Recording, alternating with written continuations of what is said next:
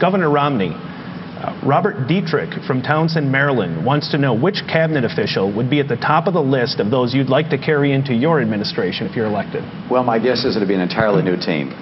My experience is that you want to build a group of people who are excited about the prospects for the future.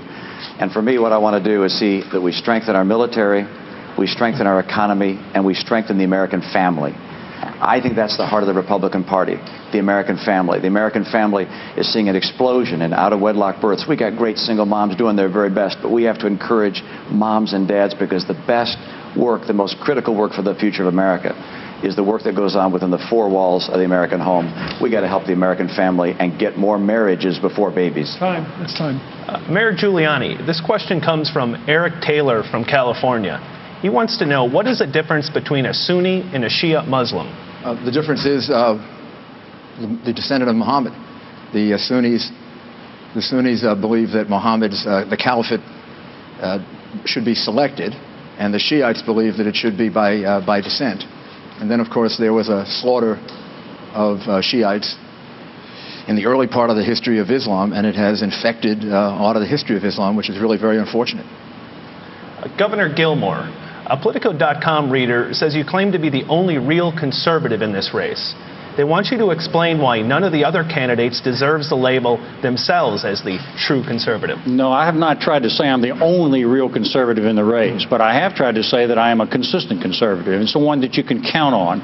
Someone that isn't going to say one thing one year and another thing another year and flip and flop and change around. I'm a person who ran as a conservative. I governed as a conservative. I was an alternate delegate for Ronald Reagan to the Kansas City Convention back in 1976. So I've been consistent all throughout, and I'm someone that people can count on as a conservative. Congressman Paul, Carrie from Connecticut asks, do you trust the mainstream media? Some of them. but I trust the Internet a lot more.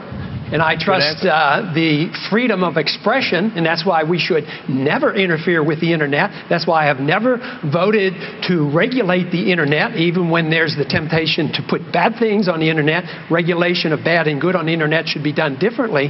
But no, there's every reason to believe that we have enough freedom in this country to have freedom of expression, and that's what is important. And whether or not we trust the mainstream or not, I think you pick and choose. There are some friends and some aren't so friendly. Thank you, Doctor. It's time.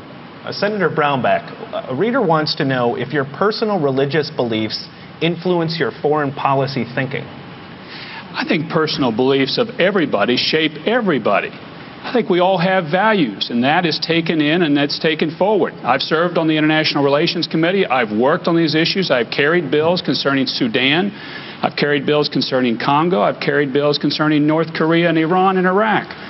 I wouldn't say it dominates it, but I would say it influences it as it does for everybody. And I've got a consistent record here of an aggressive, clear, compassionate foreign policy that I think is key. It's going to be key for a future president. And in my presidency, we'll have a very strong, aggressive foreign policy. Mayor Giuliani, Jesse from Madison wants to know, what do you consider to be your most significant weakness as a candidate for the President of the United States? The fact that they're not all endorsing me. I don't know. I mean, I think my strengths outweigh my weaknesses. I have plenty of weaknesses, and I kind of work on them, but I think that I'm a person who's an optimist. I try to look at the half-full glass rather than a half-empty glass. The only way they could turn around a city like New York that was considered the crime capital of America and turn it into the safest large city in America is to kind of inculcate some of that Ronald Reagan optimism and look to try to create results that people thought were impossible, and we did. That's all. Senator Brownback, do you find any faults in Mayor Giuliani?